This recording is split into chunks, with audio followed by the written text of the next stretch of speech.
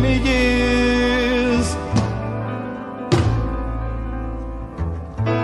hounded by hatred and trapped by fear. I'm in a box, I've got no place to go. If I follow my mind, I know I slaughter my own. Help me, I'm the prisoner. Won't you hear my plea? I need somebody, yeah, to listen to me. I beg you, brothers and sisters, I'm counting on you, yeah.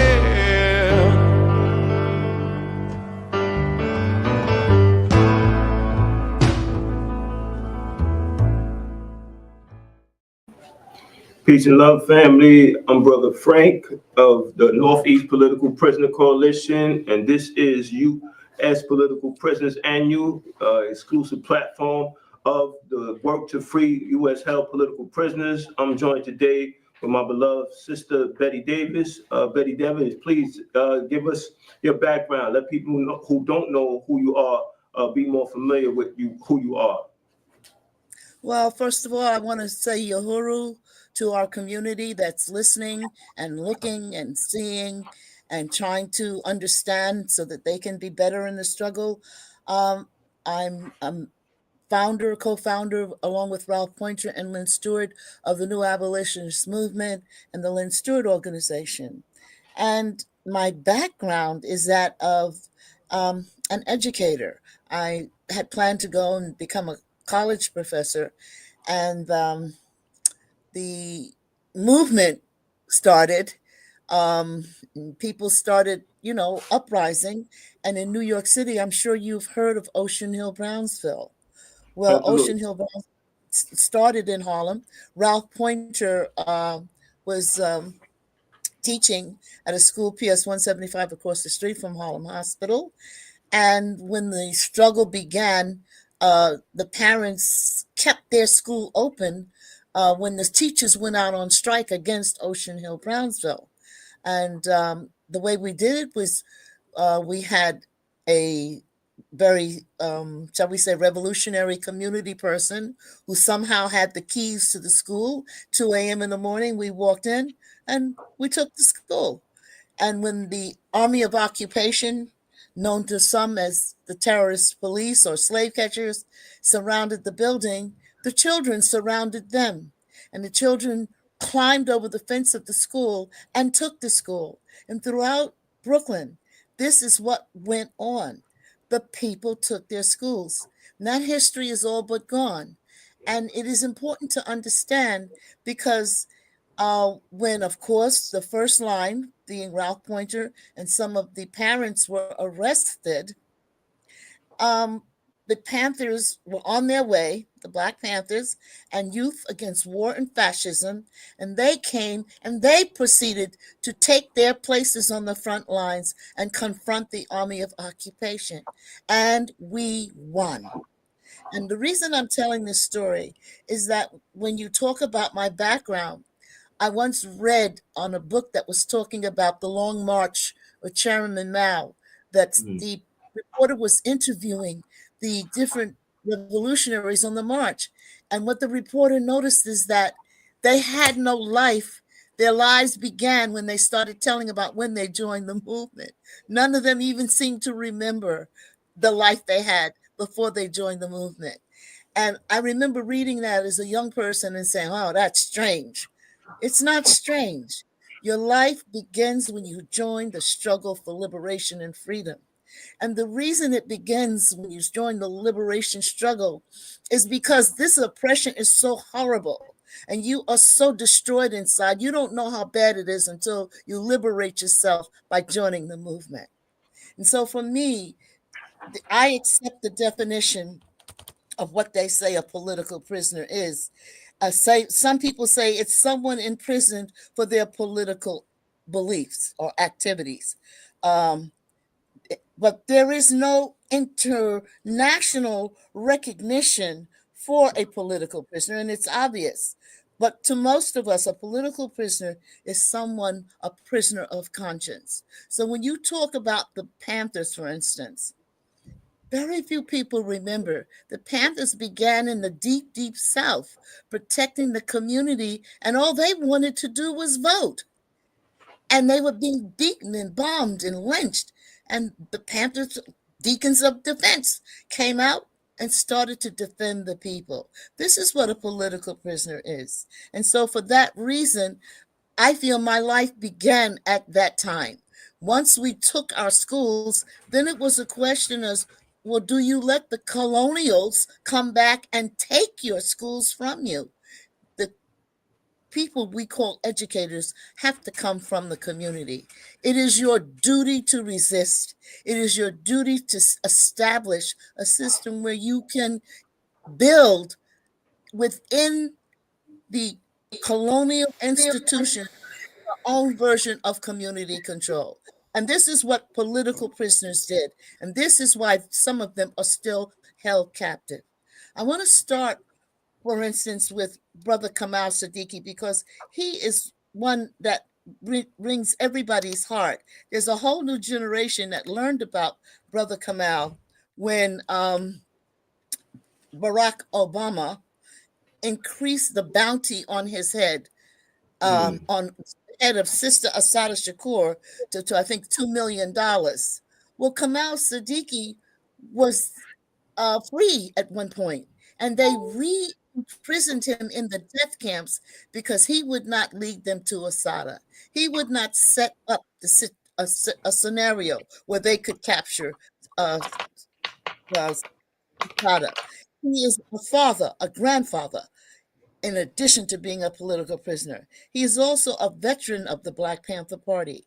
And if I may, I want to digress a little bit to say, when we say veteran of the Black Panther Party, you have to understand that some of them, like Jaleel, they were 18, 19 years old when they stepped out on the world in the most important imperialist empire in the history of the world to the Europeans. This is what America represents. It's even more powerful and more vicious than the Roman Empire. And these young brothers and sisters, with nothing but what they understood when they read Mao, when they read Mao Zedong, when they read Che, when they read the revolutionaries of that time, when they read Frantz Fanon, this is what they were armed with, that knowledge. And they had no experience in how to practice revolution, but they did understand who the enemy was. And if you ask me who is a political prisoner, it is someone who understands where they are in history and feel that no matter what the consequences, they must do something about it. And this is why we call them people of conscience. Kamau Sadiki, who's now a grandfather, is a veteran of the Black Panther Party, wrongfully convicted when the FBI, in their efforts to recapture Asada, convinced the Atlanta Police Department to reopen a 30-year-old case, a murder of a Fulton police officer, and falsely charged Comrade Sadiki.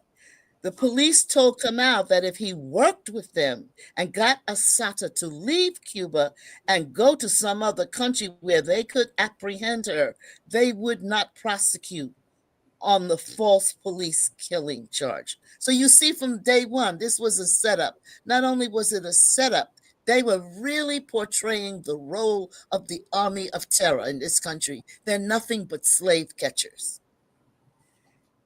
And so he's now serving a life plus 10 years sentence. And of course, he's always maintained his innocence. He's now 70 in poor health. He's had cirrhosis of the liver, blood pressure issues, infectious wounds, and sarcoidosis. Every day is a struggle for him. And his daughter, Kasise, and the other members of the Black Panther Party of today and the communities all over New York and elsewhere are supporting a struggle and a new initiative which they launched on Saturday in the People's Church in Harlem to make sure we bring Kamau home. And so I would urge you to Google the JerichoMovement.com and get the update on when we're having our next meeting, and we can bring this brother home. I know many of you are aware that Leonard Peltier was recently released to his people. I want to make it clear, he was not pardoned. He's received the clemency in terms of his sentence, but he is still a prisoner of the government and expected to serve his time. But he will be serving it in his home. We're hoping that it will enable him to get the correct care that his culture can bring. For instance, you know that the First Nation people believe in sweat lodges. We're hoping that imprisonment to home will not mean that he can't be taken to a sweat lodge where he can be cured of a lot of the poisons that he has contracted from eating food in the death camp. It's just something that simple. The total control that they have over the lives of our political prisoners is why we're hoping you will join some of us. And another prisoner I'm sure you are familiar with is Mumia Abu Jamal. Many of you know that he was a focus of the FBI long before they actually arrested him on false charges of having killed a police officer. Subsequent to the fact that the person that actually shot the cop has confessed before they died.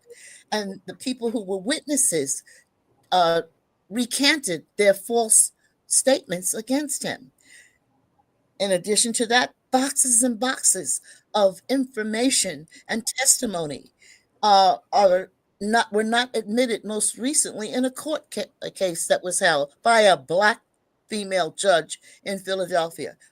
And so he is still in prison. The point is, when he was between 12 and 14, this brother was running a newspaper and he had his radio station. And the FBI were following him because he was a scholar and an activist, the most dangerous thing in the world. And he knew how to connect the dots. And he was talking about police corruption in Philadelphia. And this led to him being set up. And to this day, he is still in prison with a horrendous illness of the skin that is the equivalent of burning fire on his skin and sores. And he should be our next focus, along with Brother Kamau, to be able to come home and get the proper treatment within his community, with our doctors, with our people who believe in acupuncture and herbs and the nutrition that is really healing to the body, not these hospital death camps that you have in the prisons. When you talk about a political prisoner, I cannot emphasize enough that people make choices, and every day of your life, you're making history. If you do nothing, you are making history. You are siding with your oppressors. If you know that there is an injustice, I believe it is the Muslim religion, that first you must see the injustice, then you must raise up your voice against the injustice, and then you must raise up a fist. Well, you cannot say you do not see it, because we are on Brother Frank's program talking about political prisoners. If you are tuned into this broadcast today, you're one of us. You cannot take one step backward. You must do something. And part of our discussion with political prisoners is to help you know, as they used to say, Sekou Odinga, be like him. Dare to struggle, dare to win. And what we would like you to think about is, if you have a few pennies, donate to one of your political prisoner organizations. There's the Kamau Sadiki, there's Mania Abu Jamal, there's the Northeast Political Prisoner Coalition, there's the Jericho Coalition, there's the Spirit of Mandela. There are many community organizing institutions that would welcome your contributions. If you cannot give something at this time, you can give your time. You can give your time in some of their rallies and protests. I'd like to give you a little bit of history as to how Jericho, National Jericho, one of the first political prisoner organizations, was started. Started by a sister who was in the Black Panther Party, Sophia Bandelli. She and Brother Jalil joined the movement together. And I believe they had a march, and was it 1998, Brother Frank? A big Oh, Jericho, I don't know. yeah, in Washington, D.C., and Wow. made the political prisoner movement a reality to everyone. And I especially want to talk to adults who go to church. You know Yeah, that the absolutely. Bible's discussion about people who are incarcerated by the state. You know that the person you call Christ said, "Give unto God that which is God's, give unto Caesar that is to Caesar." Well, you are in a colonial situation. It is your obligation to give to them your demands to free your warriors. There is no way they can convince me that Leonard Peltier is going to be physically able to lead an insurrection against the United States government with all of the firepower that they have and all of the traitors that are within the First Nation itself. You still have these traitors who join the army and the Marines and call themselves First Nation people. And they're all around him. So they can't seriously think that this man is going to be able to overpower them.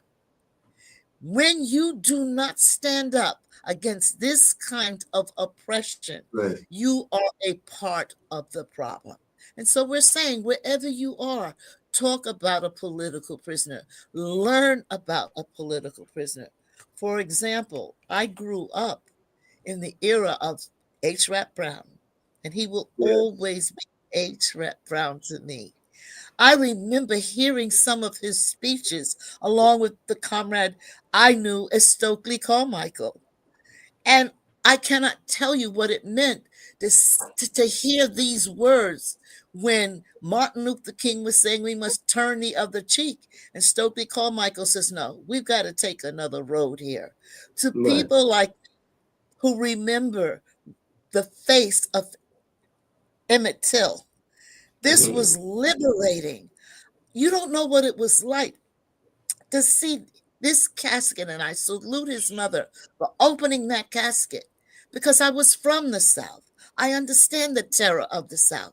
And when somebody stood up and said, we're going to fight back by any means necessary, and someone like Stokely Carmichael says, yes, this is the way to go. No more fire hoses, no more dogs. We're going to answer fire with fire. That was liberating to my generation. And it breaks my heart that the Imam is still in the death camp. We must bring him home. If it was your grandfather who was arrested because he Right. was drunk on the street and he was ill in prison, you would still try to bring him home. Here is a warrior who gave his whole life to bringing down the worst empire in the world, and you can't even make a phone call for him. You can't ask the church to take up a donation for him. You can't take a moment to stand on your block and pass out flyers and cards for him to let the community know that it makes a difference when you stand up for your rights. And I've been going on, but there's just one other thing I want to say. I want to tell you a story. As a teacher, I took my class to see Malcolm X. I took my class, a junior high school class, to see the story of Frederick Douglass. And when those young people realized what slavery did to us, some of the worst, what we call knuckleheads, was standing up saying, kill him, kill him, kill him, you know, and they understood who their enemy was. And I'm talking about kids who thought they were going to be in gangs. They understood who the worst gang was. They understood what gang they should join. It doesn't take much to educate our youth. If you're not going to go into your churches and your leagues and your sports after school activities and talk about the movement, the least you could do is, this is what they call Black History Month. Teach the children the truth of history. And our political prisoners are warriors of history. They redeem us.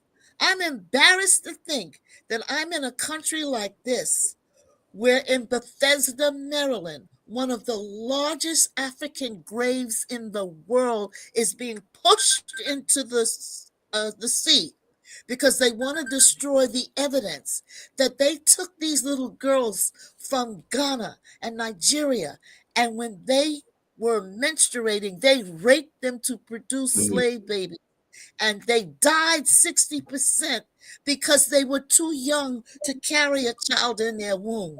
And they were taking these mass graves, grinding them up with chemicals, and then burning them so there would be no DNA evidence of what they had done to us. You must answer the call, and the political prisoners have given you the method, and they have given you a history of resistance. And when you pick up the banner and talk about a political prisoner during Black History Month, when you teach our children that we are not victims, that we have struggled for the human right to be human, you are on the right side of history. Black history is every day of your life, because every time you look at a cop, you know what he's thinking. And if you understand that, then you know you are a captive. As John Henry Clark told us, we were the first political prisoners because they captured us. And the Black Liberation Army and the Black Panthers stepped out on the World History March, and they redeemed all of us.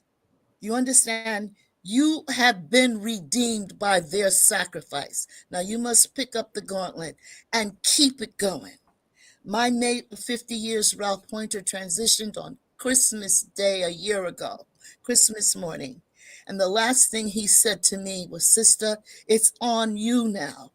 Pick up the work, keep it going." When you defend a political prisoner, when you tell the truth of the colonialism and the capitalism that they represent and why it must be overthrown, you are taking up the work. And you're obligated as a human being to insist on your right to be a human being. And nobody is human unless they have the right to self-determination. And given our history in this country, the only answer is the answer that someone like Jalil Montekim gave. The only answer is the answer that Ed Poindexter gave. The only answer is the answer that Mumia Abu Jamal gave. And we must increase the sound of their voices by our actions in our lives. I thank you for, letting me talk. Beautiful. You educated me, because one of the things that's important about this platform is that as I make the attempt to educate people about political prisoners, that I get educated myself.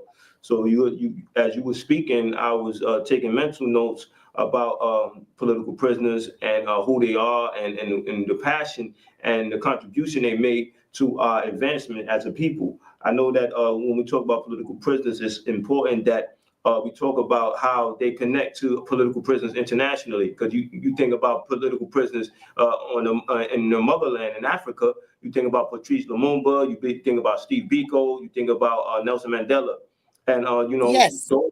we have to respect them, and we have to make sure that we make that connection, because every nation has a right to self-determination, and our political prisoners are the casualties of us fighting for our self-determination, us letting us know that we have the right to be self-determined, but it's going to come with some consequences, because our enemy, our oppressor, doesn't want us to be self-determined. They want to tell us what's right for us and what's wrong for us. They want to tell us who our heroes are. They want to tell us the value of our work. And we have to make sure that we understand who we are. We got to understand that we are our own liberators, like Jalil Montague. King. Montague. Yes, That's all right. Luther King, in his great book, We Are Our Own Liberators, told us we got to be willing to fight for that. We have a responsibility as teachers, as parents, to educate our children about political prisoners, because they need to know who their real heroes are, people who look like them, who are conscious of the conditions of what's going on, and who are determined to actually do something about it. I know that February 15th, at Bedford Hills Correctional Facility, the Northeast Political Prisoner Coalition and Holla, How Our Lives Link All Together, is going to be having a visual from 5 p.m. to 7 p.m. Before we came on, me and you were discussing about the importance of not only being comfortable on your own platform, but also being comfortable in the streets, talking to people about political prisoners, letting political prisoners know that they have a representation out in the world, or as Veronda Bauer said, the other side of hell. And we have to demonstrate that to our community. Wherever you're at, take the responsibility to bring that to your community. The idea of a political prisoner is not brought to them on a regular basis. One of the things that I did on behalf of the Northeast political prisoners is build relationships in communities. And one particular community is Queensbridge. So I would donate food with my brother Sugar Ray. He does work in his community, and I would do it in the spirit of political prisoners. And I would have a banner about political prisoners, say, "Don't let political prisoners die in prison." Now, people who see that is gonna raise a question in their mind about what is this about, who are political prisoners, and why should I be concerned? So it's always important to do something in the spirit of political prisoners, and let people know that you are representing them, because they're not here to represent themselves. So, sister, that time has come. I want to make a correction. I may have said Sophia Bandelli. I meant Sophia Bukhari. I always make that slip because I admire both of those sisters. But it was Sophia Bukhari that really launched, along with Brother Jalil Montekim, the National Jericho movement to liberate our political prisoners. Go ahead, Brother Frank. Pardon my interruption. Not a problem, not a problem. We comrades, and we do what we need to do to get what we need off our chest and off our mind.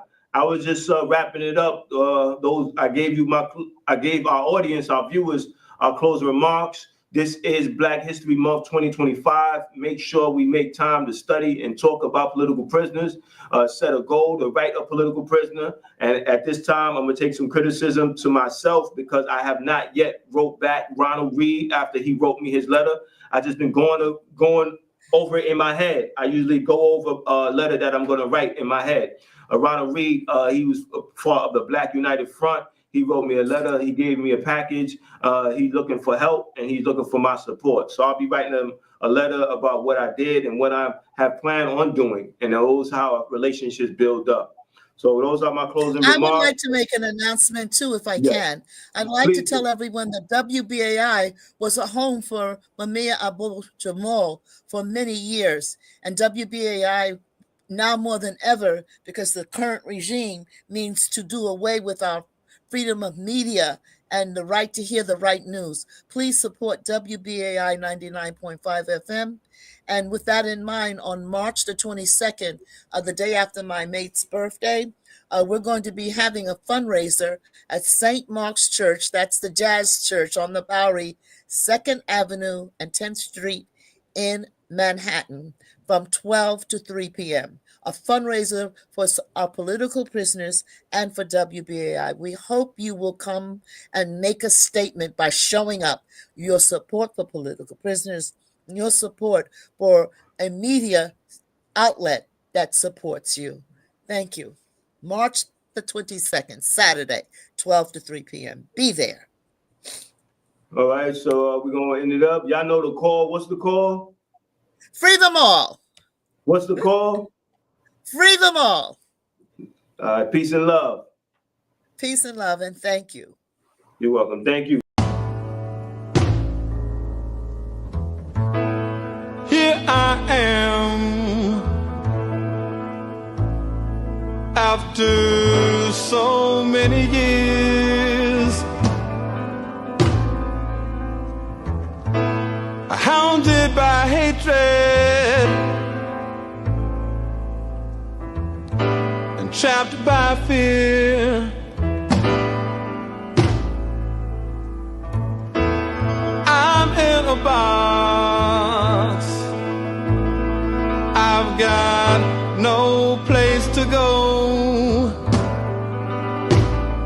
If I follow my mind, I know I slaughter my own. Help me, I'm the prisoner. Won't you hear my plea? I need somebody, yeah, to listen to me. I beg you, brother,